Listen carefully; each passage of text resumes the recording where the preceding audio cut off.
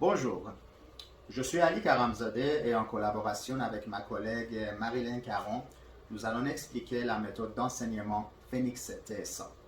Cette méthode d'enseignement est une méthode expérimentale qui est en développement constant depuis plusieurs années dans la classe Phoenix TSA. Cette méthode offre une façon d'enseigner différente et adaptée aux besoins des jeunes ayant un TSA avec une déficience intellectuelle afin de les aider à développer leur potentiel de façon optimale. La capsule d'aujourd'hui sera présentée en deux parties. Dans la première partie, je présente l'aspect théorique de cette approche ainsi que la façon qu'on peut la mettre en place. Et dans la deuxième partie, je vous présenterai l'aspect pratique de cette méthode en vous donnant des exemples concrets, soit comment se mettent en place les séances d'apprentissage et comment elles se déroulent au jour le jour.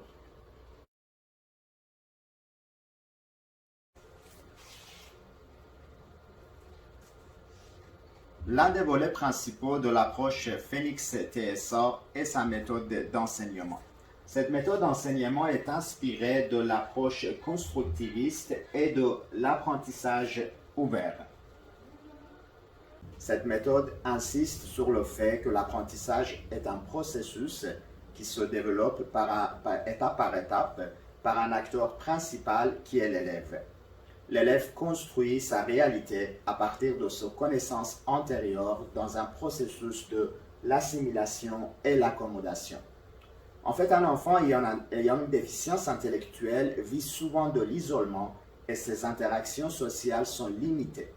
Alors, l'enseignement doit permettre à ce jeune d'avoir des interactions sociales nécessaires à la reconstruction constante de son monde grâce au processus d'assimilation et d'accommodation. Donc, dans un processus d'apprentissage, nous avons l'assimilation et l'accommodation. L'assimilation, c'est assimiler les nouvelles connaissances à celles déjà en place. L'accommodation, c'est transformer des activités cognitives afin de s'adapter aux nouvelles situations. L'enseignement dans l'approche Phoenix TSA est également inspiré par la pédagogie ouverte qui est principalement centrée sur l'interaction de l'élève avec son environnement et ses intervenants. Cette méthode d'apprentissage considère que chaque enfant possède des forces et des habiletés qui le différencient des autres et que son mode d'apprentissage privilégié est l'interaction avec son environnement. Donc, dans la pédagogie ouverte de l'approche Phoenix TSA, cette pédagogie, dans le fond, ça se base sur la participation, la transparence et la coopération. Pour favoriser la participation dans la classe, en fait, on met en place un espace personnel selon l'intérêt de l'élève et on fait confiance à l'élève et on lui donne un sentiment de pouvoir et de sécurité dans la classe. Pour la transparence, on met en place un circuit de travail pour chaque élève, on met en place un horaire simple et flexible et on tient compte de la capacité de l'élève. Également, il y a l'observation, l'encadrement et l'accompagnement qui peuvent augmenter et favoriser la coopération dans la classe. Donc, dans cette pédagogie, nous invitons l'élève à faire partie du processus d'enseignement. Car c'est à partir de ce que nous avons observé chez lui que nous arrivons à créer les structures de fonctionnement, les stratégies d'apprentissage et les activités qui répondent à ces conditions. Par conséquent, ils sont plus favorables à son épanouissement. Cette approche donne un sentiment de pouvoir à un jeune vivant avec une déficience intellectuelle en lui permettant de participer aux décisions qui concernent son apprentissage selon certaines balises préétablies par l'équipe classe. Comment pouvons-nous mettre en place une méthode d'enseignement Phoenix TSA?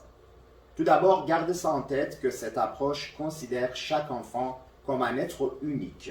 Dans l'esprit de cette approche, chaque enfant se développe dans un processus étape par étape selon son rythme. Donc, l'élève est au centre de ce processus. Pour la mise en place d'une méthode d'enseignement Phoenix TSA, nous devons créer un environnement social qui favorise le processus d'apprentissage. Donc, nous créons d'abord un environnement social qui favorise le processus d'apprentissage et l'élève se trouve au centre de cet environnement social. Afin de créer cet environnement social, la première étape, c'est de mettre en place un espace personnel pour chaque élève. Donc, l'agencement d'un espace personnel est la première étape dans la création d'un environnement social qui favorise le processus d'apprentissage.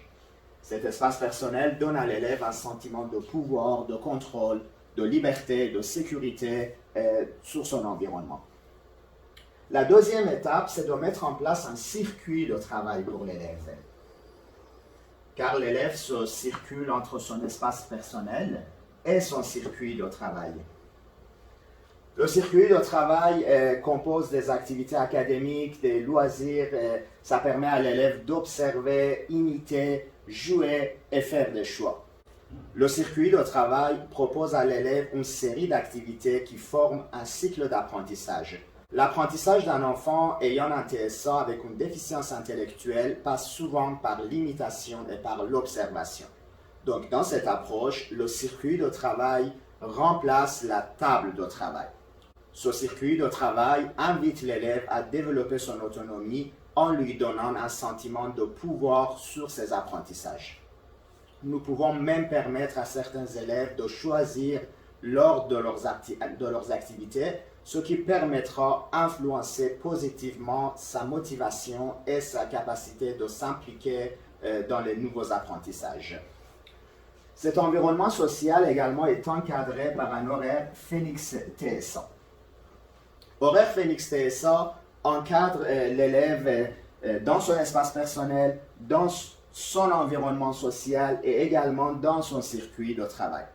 Donc cet horaire encadre le circuit de travail de l'élève et il suscite son intérêt à déclencher son travail de façon encadrée.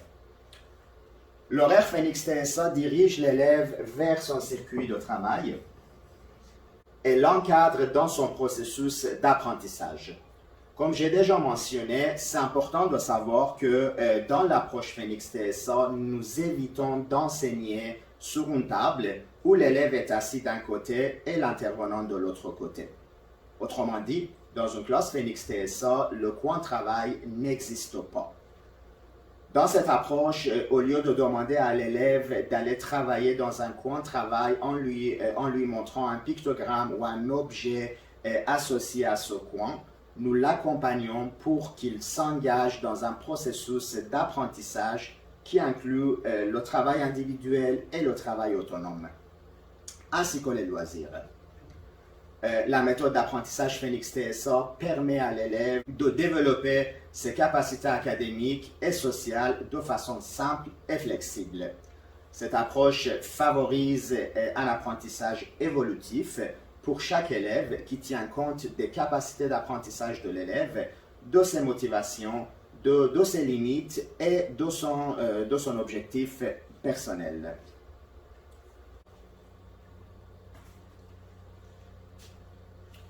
Dans la suite de cette capsule, ma collègue Marilyn Caron vous expliquera comment l'apprentissage se concrétise dans une classe Phoenix TSA en vous donnant des exemples concrets.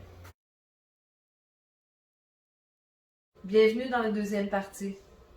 Cet axe d'apprentissage est basé sur la simplicité et la flexibilité qui se manifestent dans toutes les sphères de la classe Phoenix TSA. Un axe peut par exemple être la communication, l'autonomie, l'alimentation.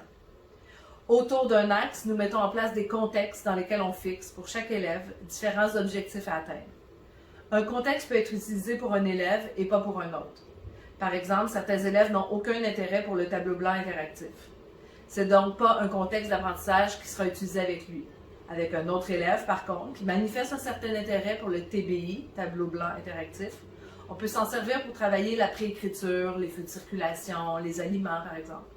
C'est en ce sens aussi que chaque élève a un programme personnalisé que nous lui bâtissons en fonction de ses intérêts et de ses capacités. L'enseignement dans la classe Phoenix TSA se fait avec des situations d'apprentissage planifiées ou spontanées, suscitées par les interactions sociales. Donc, l'enseignement individuel sur une table dans un coin de la classe fait place aux activités variées, adaptées selon les intérêts, les besoins et les capacités de chacun. Certains moments de la journée sont utilisés pour favoriser des situations d'apprentissage, soit les contextes mentionnés tantôt, comme la collation, atelier, responsabilité. Concernant la collation, c'est une situation d'apprentissage qui peut se faire de façon individuelle ou en groupe pour favoriser et développer la communication, la vie en société, le partage, la notion du temps. L'enseignant peut y travailler également le français et les mathématiques, compter le nombre de raisins, des choses comme ça. Et évidemment, toujours adapté aux forces et aux limites de chacun des élèves. Concernant les tâches ateliers, les tâches ateliers sont généralement des tâches manuelles et répétitives qui permettent à l'élève de travailler sa motricité fine, d'exercer son jugement, de développer des stratégies d'apprentissage et d'apprendre à organiser son travail. Par exemple, l'élève peut être amené à trier des objets à l'aide d'un gabarit et les mettre dans un sac, utiliser des écrous afin de les placer sur des vis, apparier des objets, compter une quantité d'objets à l'aide d'un gabarit et mettre la bonne quantité dans un sac, etc. Comme ici, j'ai apporté une tâche de triage qui est trier des ustensiles, ou ici, une tâche pour compter des fourchettes. Ici, on veut 10 fourchettes, alors l'élève doit mettre ici 10 fourchettes, une sur chaque dessin, les prendre ensuite et les mettre ici, dans le petit contenant avec 10 fourchettes. Les responsabilités maintenant. Les tâches de responsabilité permettent à l'élève de se déplacer dans l'école afin d'apprendre à se situer dans l'espace et dans le temps. De plus, elles l'aident à se changer les idées par l'action, tout en faisant un travail utile à tous.